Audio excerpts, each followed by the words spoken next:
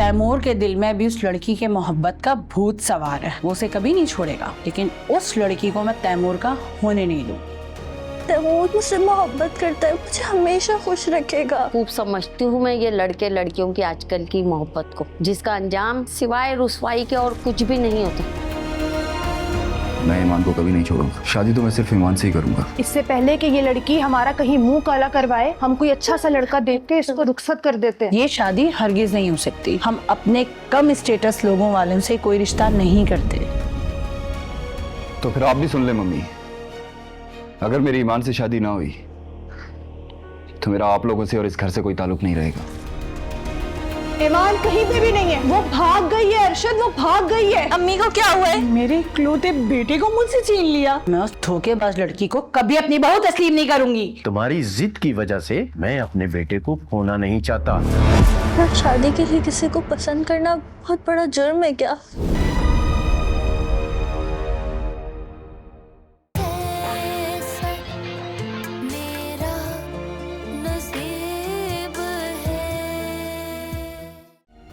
तुम्हारे डैड चाहते हैं कि हम एक दूसरे से दूर रहें, और मैं भी यही चाहता हूँ।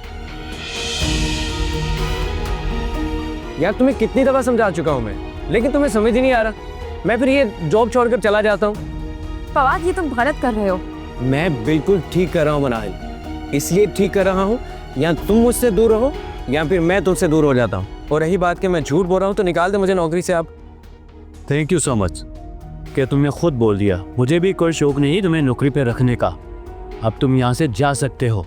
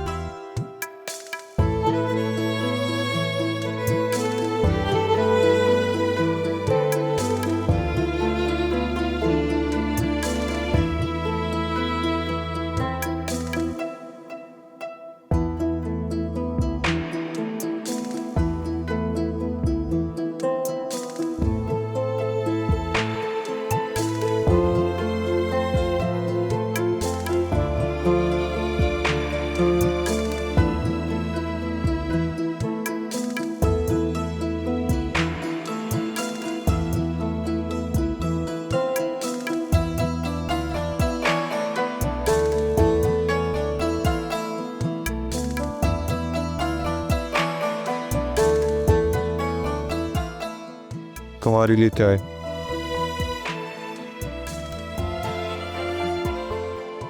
Thank you.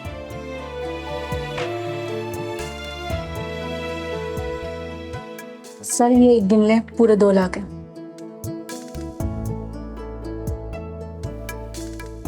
थैंक यू समन, मेरे लिए इतना कर रही हो। आपके लिए कुछ करके खुशी होगी मुझे। अगर तुम्हें इसमें से कुछ पैसे चाहिए तो तुम ले सकती हो।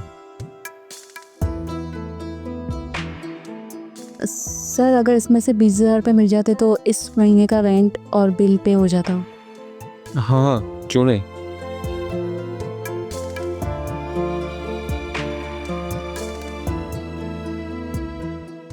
अगर सर आपको ज़रूरत है तो ये आप रख लें, मैं कहीं और से अरेंज कर लूँगी। नो इट्स ओके, आप रखें ये। मज़ीद कहीं से पैसों का इंतज़ाम होगा तो मैं आपको दे दूँगा। Thank you sir.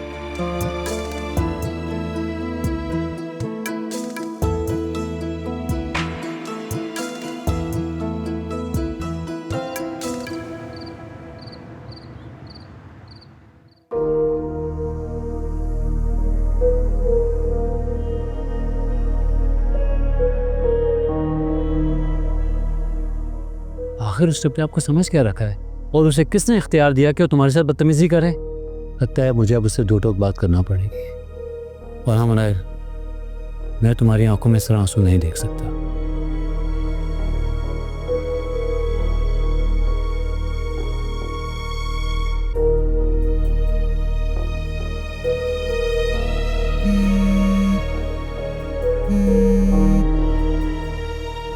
हेलो।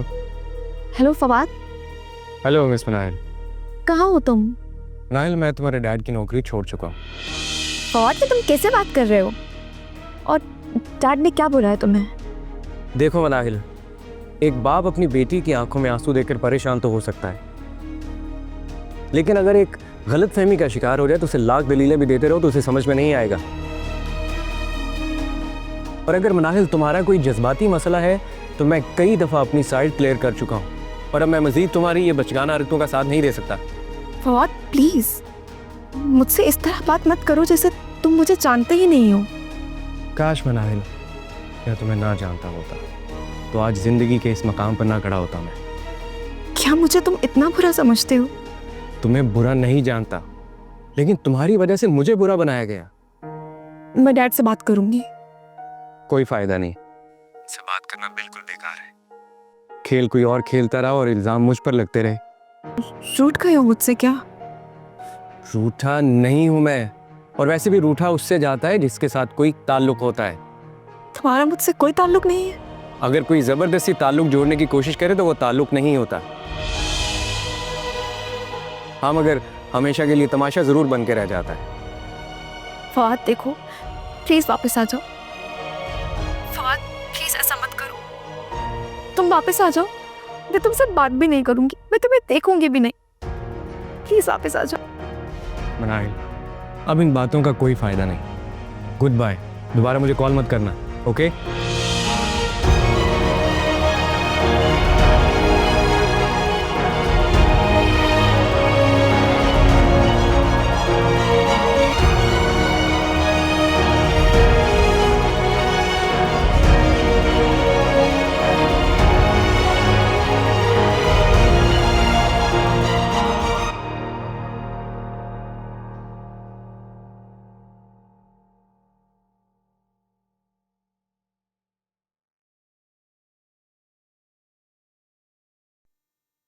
घर के सामने से गुजर रही थी तो सोचा राबिया का घर देखती चलूं। दरवाजा खुला था तो अंदर चली आई। वो मैं आपको बताना चाह ही रहा था, लेकिन बहुत खूब शहरियार साहब, तुम तो राबिया के फड़े जानेसार निकले।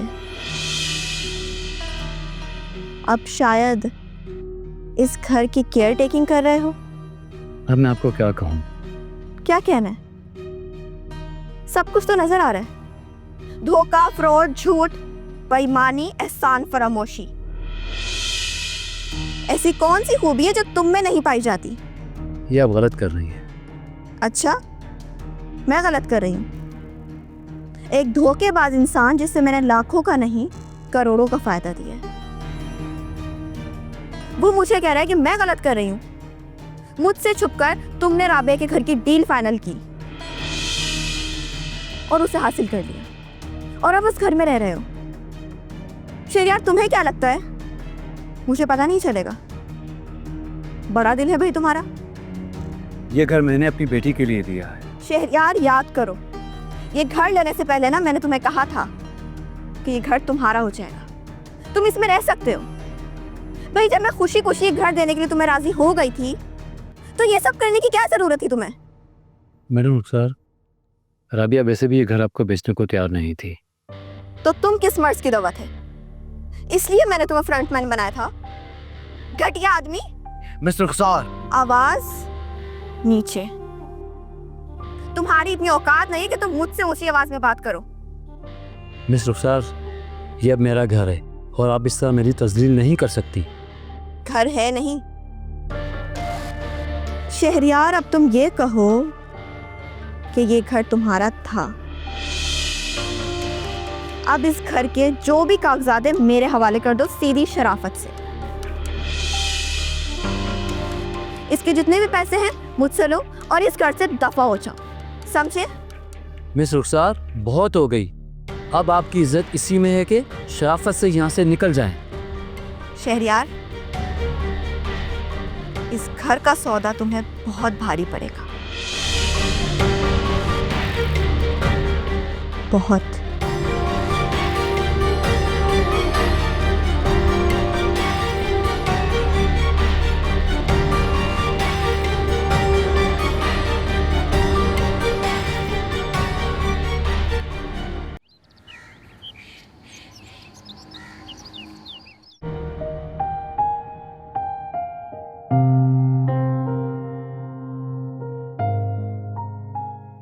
हेलो। जी इखलास साहब, वो पैसे मिल गए थे आपको? आपने जो खातून भेजी थी मैंने उनको पैसे दे दिए थे। आपका तो मैं नंबर भी ट्राई कर रहा था लेकिन फोन आपका बंद जा रहा था। फवाद, तुम्हारा बहुत शुक्रिया। मुझे इन पैसों की शदीद जरूरत थी। तुमने जो किया है ना, अपनों से बढ़कर किया है। सच पूछो तो मुझे खुद पे रोना आ रहा है। जो इकरार करोड़ों में खेलता था, आज उसे 2 लाख रुपए की जरूरत पड़ गई। 2 लाख? मैंने तो उन्हें 5 लाख रुपए दिए थे। 5 लाख क्यों? मैंने तो 2 लाख बोले थे। वो खातून ने आकर मुझे बोला कि 5 लाख रुपए चाहिए। मेरे पास तो 2 लाख रुपए थे देने के लिए, लेकिन फिर मुझे अपने अकाउंट से निकलवाने पड़े। आपको फ़ोन भी इसीलिए ही कर रहा था, फिर सोचा आपने ही बोला होगा। अच्छा, अब वो मैंने पैसे गिने नहीं अभी तक। बिल्कुल ही दिमाग काम नहीं कर रहा यार। खैर मैं गिन लेता हूँ। फिर से तुम्हारा शुक्रिया यार, तुमने बहुत मदद की है मेरी। जी ओके कहा साहब।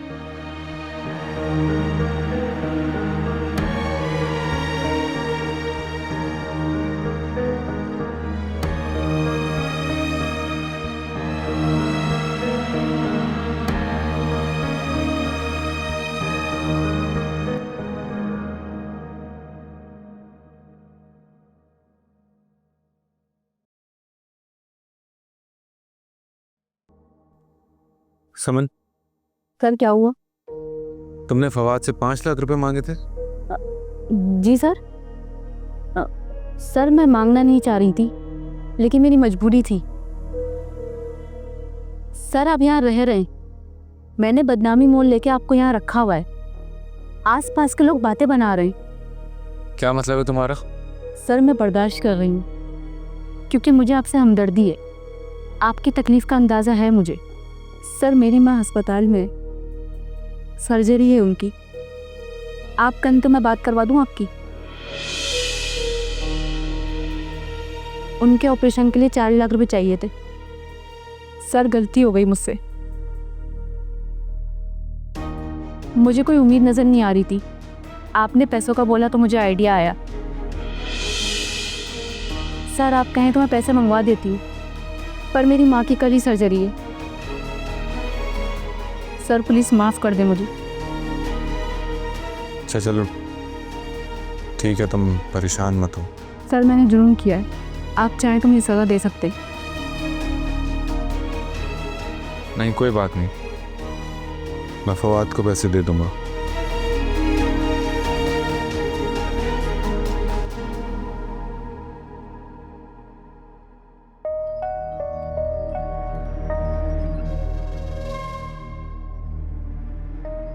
हाय, पूरा दिन शूट करने के बाद 5,000 रुपये मिलते हैं, और यहाँ तो थोड़ी सी अदाकारी के 2 लाख और साथ में 20,000 बोनस भी।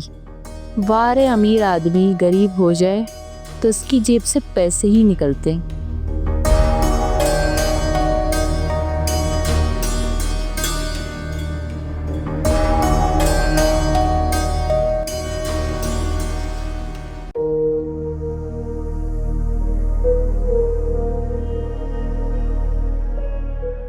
डैड, मैं आपके लिए चाय बना कर ले आऊं? नहीं अभी नहीं चाहिए। फिर आप कुछ परेशान लग रहे हैं। हाँ, रात को रुखसार आई थी और उसे पता चल चुका है कि ये घर मैंने बिना बताए ख़रीदा है। शामज़ी आंटी बता रही थी कि आप काफ़ी परेशान हैं रात के मसले की वजह से। बिल्कुल बेटा, और मैं जानता हूँ कि रुखसार क्या कुछ कर सकती है। अब बेटा तुम भी गैर ज़रूरी घर से मत निकलना, और दूसरी रिक्वेस्ट कि जब भी तुम घर से निकलो एटलीस्ट मुझे लाजमी बता के चलो। मेरी फिक्र ना करें डैड, और अगर आपको ज़्यादा परेशानी हो रही है तो फिर ये घर आप रुखसार को वापस करते हैं। नहीं बेटा, ये तुम कैसी बातें कर रही हो? ये घर मैंने तुम्हारे नाम पे किया है और ये सिर्फ तुम्हारा है। डैड, आप मेरे लिए सबसे ज़्यादा अजीज़ हैं, और अगर रुखसार इस घर की वजह से आपको नुकसान पहुंचाने की कोशिश करती है तो मुझे नहीं चाहिए ये घर। बेटा अगर डर कर ये घर वापस कर दिया रुखसार फिर भी मेरा पीछा नहीं छोड़ेगी। अब हमारे बिजनेस के पीछे पड़ी रहेगी, इसलिए हमें बहुत ज़्यादा केयरफुल रहना पड़ेगा। डैड आप ज़्यादा टेंशन ना लें। क्यों ना लूं? जब रुखसार जैसी जहरी तबीयत की औरत घर आकर खुलेआम धमकियां लगा के जाए तो सोचना तो पड़ेगा। बल्कि बेटा मैं चाह रहा हूं कि तुम कुछ अरसे के लिए पाकिस्तान से बाहर चले जाओ ताकि मेरे दिल को सुकून आ जाए। डैड, मैं आपको छोड़कर नहीं जा सकती, मैं आपके साथ रहूंगी। बेटा बाप होने के नाते मेरी जिम्मेदारी है कि मैं तुम्हें प्रोटेक्शन दूं, और मेरा वादा है कि तुम्हें हमेशा मैं तहफ़्फ़ुज़ देता रहूँगा।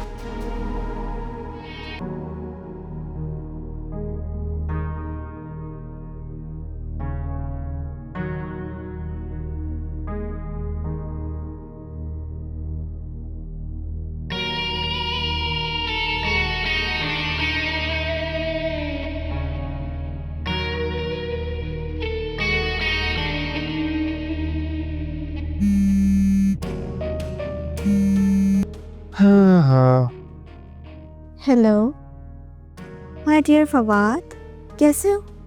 बहुत दिनों बाद याद किया आपने। चलो, कम से कम मैंने तुम्हें याद तो किया। तुमने तो झूठे मुंह बात तक नहीं की मुझसे। फवाद, मैं तुम्हारी सारी खताएं माफ करने के लिए तैयार हूँ। बस एक बार मेरे पास आकर मुझसे माफी मांग लो। मैं और तुमसे माफ़ी मांग लूं? ये तो बिल्कुल ही पॉसिबल नहीं है। माफी तो मुझसे मांगनी बनती है तुम्हारी। ये तो मैं कभी भी नहीं करूँगा। बेवकूफ हो तुम।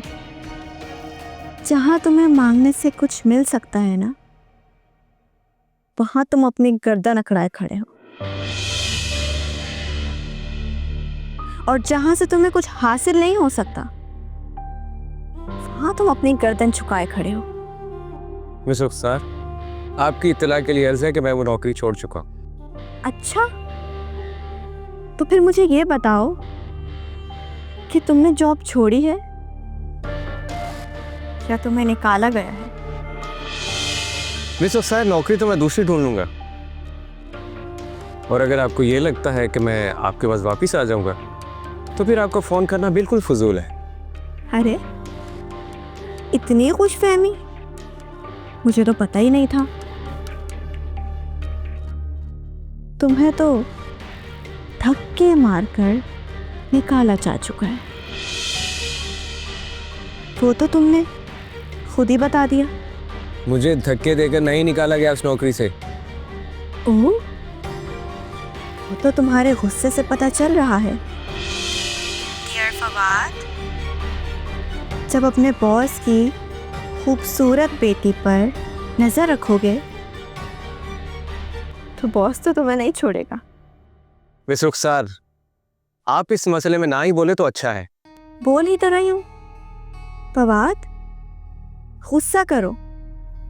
गुस्सा नहीं आ रहा तुम्हें कि मैं तुम पर इल्जामात लगा रही हूँ? खैर, वो तो आदत है आपकी। एनीवे, अच्छा ही किया तुमने वहां से काम छोड़ दिया। बट तुम्हारे लिए मेरे घर के दरवाजे हमेशा खुले, जब दिल करे आ सकते हो। अजीब औरत है यार ये।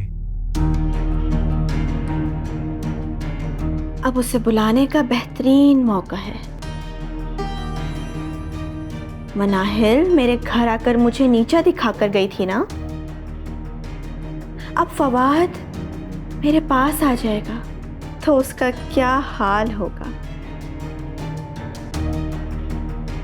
डियर मनाहिल, अनकरीब तुमसे आकर मुलाकात करनी पड़ेगी।